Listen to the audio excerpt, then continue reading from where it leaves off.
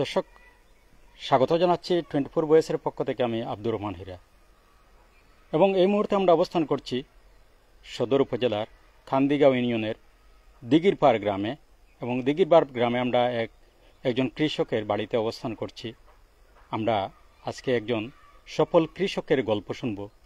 তিনি কৃষিকাজ করে কি করেছেন সেই গল্পটি শোনার জন্য আমরা একজন সফল কৃষকের বাড়িতে অবস্থান করছি। দর্শক, আমরা জানি যে আমাদের দেশ থেকে বিভিন্ন মানুষ দেশের বাইরে মিডল ইস্ট অথবা ইউরোপে যান অর্থ উপার্জন করার জন্যে, নিজেকে স্বাবলম্বী করার জন্যে, ভারী গাড়ি করার জন্যে।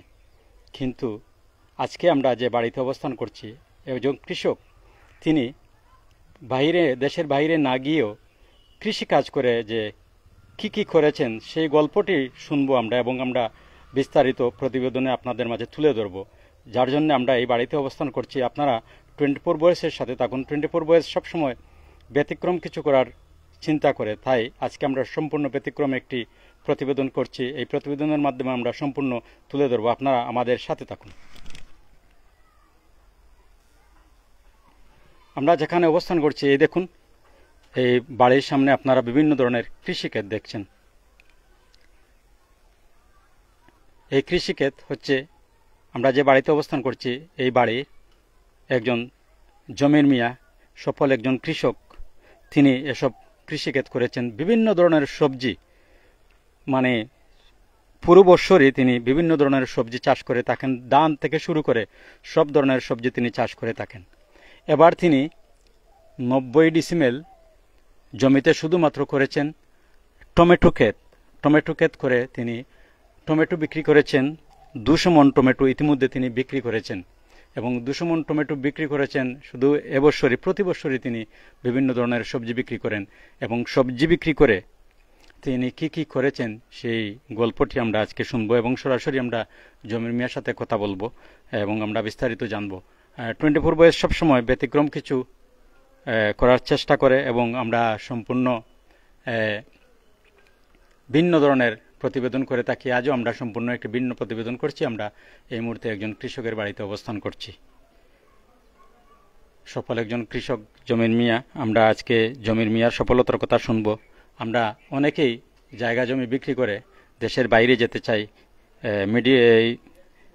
মিডল ইস্টে যেতে চাই, ইউরোপ আমেরিকায় যেতে চাই, কিন্তু জমির মিয়া একজন ভিন্ন মানুষ। তিনি এই দেশেই কৃষিকাজ করে, সবজি চাষ করে তিনি সফল। তিনি অনেক কিছু করেছেন, বাড়ি করেছেন এবং জায়গা জমি করেছেন, ছেলে মেয়েদেরকে লেখাপড়া করাচ্ছেন এবং অনেক কিছু করেছেন। আমরা জমির মিয়ার কাছ থেকে বিস্তারিত শুনবো। এখন এই দেখুন, আমরা জমির মিয়ার বাড়িতেই অবস্থান করছি, এবং জমির মিয়ার আশেপাশে দেখুন পাকা ঘর বাড়ি। একজন কৃষক এই কৃষিক্ষেত করে তিনি কৃষক কি করেছেন, আমরা সেই গল্পটি সরাসরি আমরা জমির মিয়ার কাছ থেকে শুনবো। এর আগে আপনাদেরকে দেখাচ্ছি আমরা, তিনি এবার 90 ডিসিমেল জমিতে টমেটো চাষ করে প্রায় 200 মণ টমেটো ইতিমধ্যে তিনি বিক্রি করেছেন, এবং আরও অনেক টমেটো রয়েছে। আমরা আপনাদেরকে প্রথমে দেখাচ্ছি টমেটো, যে বাড়ির আঙ্গিনায় তিনি এই টমেটোগুলি বিক্রি করার জন্য, দেখুন বিভিন্নভাবে বিভিন্ন সাইজের টমেটো তিনি প্যাক করছেন, তিনি পাইকারি বিক্রি করবেন। এই দেখুন, আমরা দেখাচ্ছি আপনাদের, এই যে আমরা যে কৃষকের কথা বললাম জমির মিয়া, তার বাড়ির আঙ্গিনায় এই টমেটোগুলি বিক্রি করার জন্য প্যাক করা হয়েছে। ইতিমধ্যে তিনি প্রায় 200 মণ টমেটো বিক্রি করেছেন। মাত্র 90 ডিসিমেল জমি থেকে 200 মণ টমেটো বিক্রি করতে তিনি সক্ষম হয়েছেন। এই দেখুন, এই টমেটোগুলি পাইকারি বিক্রি হবে। আমরা অনেক প্রবাসীরাই যা করতে পারেনি তা জমির মিয়া তা করেছেন, এবং আমরা দেখছি তার সুযোগ্য পুত্র, তিনিও এই কৃষিকাজের সাথে সম্পৃক্ত, তিনিও কৃষিকাজ করছেন এবং তারা খুব স্বাবলম্বী। আমরা সবশেষে আমরা জমির মিয়ার সাথে কথা বলবো। এর আগে আমরা দেখাচ্ছি, এই দেখুন, তিনি এই কৃষিকাজ করে যেসব করেছেন, এই দেখুন, তার একটি বাড়ি করেছেন, খুব সুন্দর একটি ঘর, তার একটি বিল্ডিং করেছেন তিনি। শুধুমাত্র এই কৃষিকাজ করে তিনি সফল একজন মানুষ।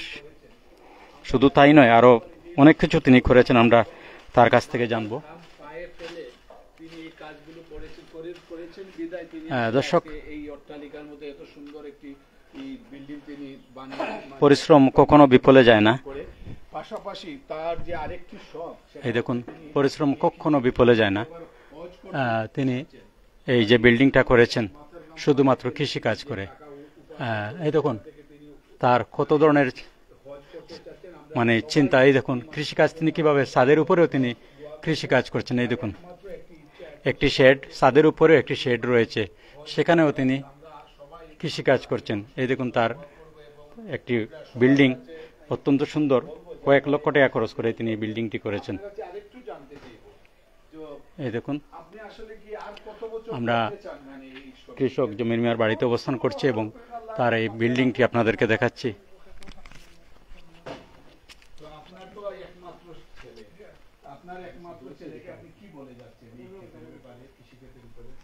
দর্শক, আমরা প্রথমে কথা বলে নিচ্ছি, আমরা জমির মিয়ার সুযোগ্য পুত্র, আমরা তার সাথে একটু কথা বলছি।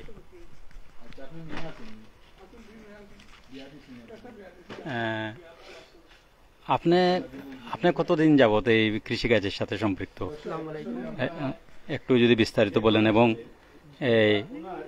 এবার আপনারা শুধুমাত্র টমেটো কয় সমান টমেটো বিক্রি করতে সক্ষম হয়েছে? জি, আমি যখন এসএসসি পরীক্ষা দিয়েছি 2015 সালে, তারপর আমি মদনমোহন কলেজে ইন্টার পাস করি। তারপর থেকেই আমি কৃষিকাজের সাথে জড়িত আছি, এখন পর্যন্ত আছি। 2017 সালে আমি ইন্টার মানে এইচএসসি দিছি, এরপর থেকেই আমি কৃষিকাজের সাথে জড়িত। আর কৃষিকাজ করে আমাদের মানে আমি আর আমার আব্বা আর কেউ আমাদের না, আমার 2 বোন আর আমি। আর আমার বোন, বড় বোন রেখে বিয়ে দিয়েছি, আর ছোট বোন এখন আমার ছোট, বিয়ের আলাপ চলতেছে, ইনশাল্লাহ এই বছরে বিয়ের দিয়ে দেব। আর এই যে বাড়িটা দেখতে পাচ্ছেন, এইটাই সম্পূর্ণ টাকা দিয়ে, আমরা কৃষিকাজের টাকা দিয়ে আমরা এই বাড়িটা করছি। আর এই তো এবার এই বছরে প্রায় 3 কেয়ার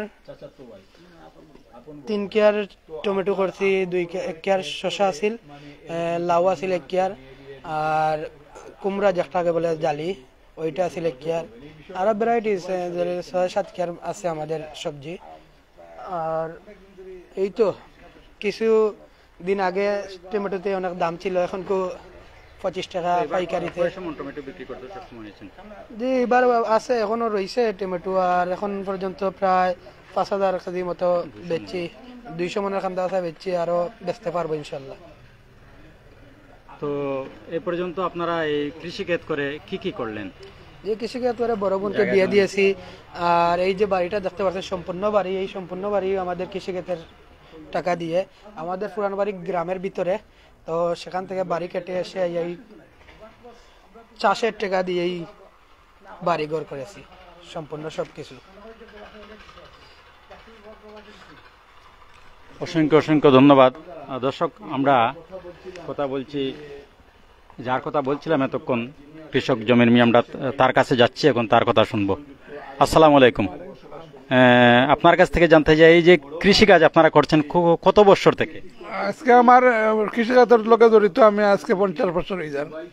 আমার বাবার লোকে আসিলাম, এখন আমি করছি, এখন আমার ছেলে আমার সাথে আছে, জড়িত আছে কৃষিখাত। আপনার ছেলে বললেন যে এই যে বিল্ডিং, জমি, সব কৃষিকাজ? কৃষি খাত নেব, আমার যাও সম্পত্তি আছে আমার কৃষিখাতের উপরে। বছরে আপনি মানে যা কিছুই করেন, কত টাকা আপনি ইনকাম করতে পারেন সব খরচ করে? খরচ পরে অন্তত পক্ষে 2-3 লাখ 4 লাখ, কোনো সময় 5 লাখ হয়, ওলা ইনকাম হয়। খাওয়া দাওয়া, জমি, জায়গা জমি আপনার সব কৃষিক্ষেত্রে? কৃষিক্ষেত্র সবকিছু আল্লাহর কুমিল্লা করছে। তো আপনার আর ছেলে মেয়েদের কিনে চিন্তা ভাবনা কি?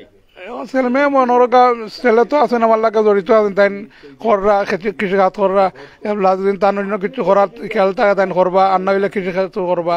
আর মেয়ে তো একটা বিয়া দিলেছি, আর একটা বিয়ার লাভ চলের আল্লাহর কুমিল্লে একজন আছেন, তাই লগে কিছু আলাপ চলছে, প্রায় 6 মাস পরে আইবা, তাই ইটালি তখন আইলে পরে বিয়া হইব আল্লাহর কইলে। আচ্ছা, আমরা তো দেখছি এই এলাকায় অনেক জি। আপনার মতো অনেকেরই জায়গা জমি আছেন আছে, আছেন কিন্তু এভাবে সবাই কৃষিক্ষেত্রের সাথে সম্পৃক্ত না। জি। হ্যাঁ, তো যারা এখনো মানে এভাবে পরিশ্রম করতে রাজি নয়, অনেক খালি সবাই জায়গা কই আছে। কই জানে আমি আসেন আমাদের সাথে, যে আমরা সাথে কাজ করি, আর সবাই বলা আমার লাগান সাফল্য হইন, আমি সবার লাগে দোয়া করি। অসংখ্য অসংখ্য ধন্যবাদ। দর্শক, আমরা এখন একজন প্রবাসীর সাথে কথা বলছি। তিনি তিনি নিজেকে স্বাবলম্বী করার জন্য প্রবাসে থাকেন, এখন তিনি দেশে আসছেন। আমরা তার কাছে কিছু প্রশ্ন করব। আচ্ছা, আমি আপনার কাছ থেকে জানতে চাই, এই যে আপনি থাকেন প্রবাসে আর আপনার ভাই থাকেন বাড়িতে কৃষি কাজ করেন, কিন্তু তিনি তো স্বাবলম্বী, তো তার আর আপনার মধ্যে পার্থক্য কি? আমার চেয়ে আমার ভাই অনেক ভালো আছে। আমরা তো প্রবাসী, কিন্তু আমরা প্রবাসে মনে করি যে অনেক কিছু আছে, প্রবাসে আসলে কিছু নাই। দেশে যদি এই যে কৃষিক্ষেত, আমার ভাই সংযুক্ত কৃষিক্ষেত বা যে কোনো, আমরা তো অনেক জায়গা জমিন আছে অনেকের, কিন্তু আমরা বেকার তো নিজে ক্ষেত করি না। চেষ্টা করি যদি নিজের জমিনে নিজে ক্ষেত করি, তাহলে কখনো মানে বেকার হইব না। আমার ভাই আলহামদুলিল্লাহ কৃষি করি, আলহামদুলিল্লাহ স্বাবলম্বী, আমার চেয়ে আলহামদুলিল্লাহ স্বাবলম্বী। তো আসলে মানে কি বলবেন, যে এখনো অনেকেরই জায়গা জমি রেখেও বিক্রি করে প্রবাসে যাচ্ছে নিজেকে স্বাবলম্বী করার জন্য। যারা এখনো মানে জায়গা জমি বিক্রি করার চিন্তা ভাবনা করছেন, বিদেশে যাবেন, নিজেকে স্বাবলম্বী করবেন, তাদের উদ্দেশ্যে কি বলবেন? তারা দেশে কি কোনো কিছু করতে পারবে? দেশে অনেক কিছু করার আছে। আর বর্তমানে প্রবাসের যে পরিস্থিতি, আমি একজন সাধারণ মানুষ হিসেবে বলি যে বর্তমানে প্রবাসে জায়গা জমিন বিক্রি করে প্রবাসে না যাওয়া অনেক ভালো। ইচ্ছা যদি থাকে তাহলে দেশে অনেক কিছু করার মতো আছে, চেষ্টা করে। আর চেষ্টা যদি না করে প্রবাসে গিয়েও কিছু করতে পারবে না। এটাই। অসংখ্য ধন্যবাদ। আবারও আমরা জমির মিয়া, আমরা তার কাছে যাচ্ছি। তিনি অত্যন্ত অভিজ্ঞ একজন মানুষ। দর্শক, আপনারা যাকে স্ক্রিনে দেখছেন, তিনি অত্যন্ত পরিশ্রম সৎ একজন মানুষ, খুব পরিশ্রমী এবং খুব সৎ মানুষ, যার জন্য তিনি দ্রুত এগিয়ে যাচ্ছেন, তার সফলতার সিঁড়ি বেয়ে তিনি উপরে উঠছেন। আবারও আমরা জমির মিয়ার কাছে কিছু জানতে চাইব। আচ্ছা, আমি আপনার কাছে জানতে চাই যে অনেকের তো যারা এখনো মূল্যবান জমি জমা বিক্রি করে বিদেশ যেতে চাইছেন, হ্যাঁ, তো অনেকে আবার ব্যর্থ হচ্ছেন, টাকা নষ্ট হচ্ছে, তাদের উদ্দেশ্যে যদি কিছু বলেন। আমি চাই সবাই মনে করোগা মেহনতর পারিব না হয়েছে না, পারিব না এই কথাটা বলিব না। আর আমরা সবাই চেষ্টা করতাম যে এরকম সাফল্য মঞ্জু হওয়ার, সবজি খাত বা যে কোনো কৃষিখাতের লোক জড়িত হইলে আল্লাহর কইলে বালা পয়সা করে মিলে বা অনেক সাফল্য হইতে পারবা। সবাই কই দেন সামনে যে জমিগুলো, এগুলি কি আপনার? আছে, আমারও আছে, আর অন্য মানুষেরও আছে। অসংখ্য অসংখ্য ধন্যবাদ। দর্শক, আমরা এতক্ষণ কথা বললাম সফল একজন মানুষ, সফল একজন কৃষক জমির মিয়া, আমরা তার সাথে কথা বললাম। দেখুন, পরিশ্রম কখনো বিফলে যায় না। ঠিক মতো পরিশ্রম করলে, সময় মতো পরিশ্রম করলে এবং অভিজ্ঞতার সাথে কাজে লাগালে কোনো সময় মানুষ ব্যর্থ হয় না। তারই প্রমাণ হচ্ছে আজকের এই বাড়িতে আমরা অবস্থান করছি, একজন কৃষকের বাড়িতে। তিনি এই দেখুন কৃষিকাজ করে যেসব জিনিস করেছেন, আপনারা দেখছেন স্ক্রিনে, তিনি বসা আছেন বাড়ির আঙ্গিনায়, এবং তিনি এবার 90 ডিসিমেল জমিতে মাত্র এই টমেটো চাষ করে ইতিমধ্যে তিনি 200 মণ টমেটো বিক্রি করে ফেলেছেন, এবং আরও অনেক টমেটো তিনি বিক্রি করতে পারবেন। তো দর্শক, এখনও যাদের ফাঁকা জায়গা আছে, খালি জমি আছে, আপনারা আসলে চেষ্টা করুন। অনেক কিছু করা সম্ভব আমাদের দেশে, অনেক কিছু করা সম্ভব। আমাদের দেশ একটি সম্ভাবনার দেশ। আমরা অবশ্যই কষ্ট করলে সেই কষ্ট বিফলে যায় না, কখনো বিফলে যায় না। পরিশ্রম কখনো বিফলে যায় না, করে পরিশ্রমের বিনিময়ে অবশ্যই পাওয়া যায়। তো আমরা সবাইকে অনুরোধ করব, এখনো যাদের খালি জায়গা জমি রয়েছে, আপনারা জায়গা জমি বিক্রি না করে, বিদেশের চিন্তা না করে, আপনারা নিজের দেশে কিছু করুন, নিজের দেশে কৃষিক্ষেত করুন। যে মাটি যে ফসলের জন্য উপযোগী সেটাই আপনারা করুন, আমরা অনুরোধ করব। দর্শক, সবাই ভালো থাকুন, সুস্থ থাকুন এবং নিরাপদে থাকুন। পরবর্তী লাইভ দেখার আমন্ত্রণ জানিয়ে আমাদের লাইভটি শেষ করছি। আল্লাহ হাফেজ। তো আমরা আপনার সাথে শেষ কথা বলবো যে আপনি এত সফল একজন মানুষ, তো এত সফলতার পেছনে কারণটা কি? এত সফল হওয়ার পেছনে মানে আপনার কি? আমরা জানি যে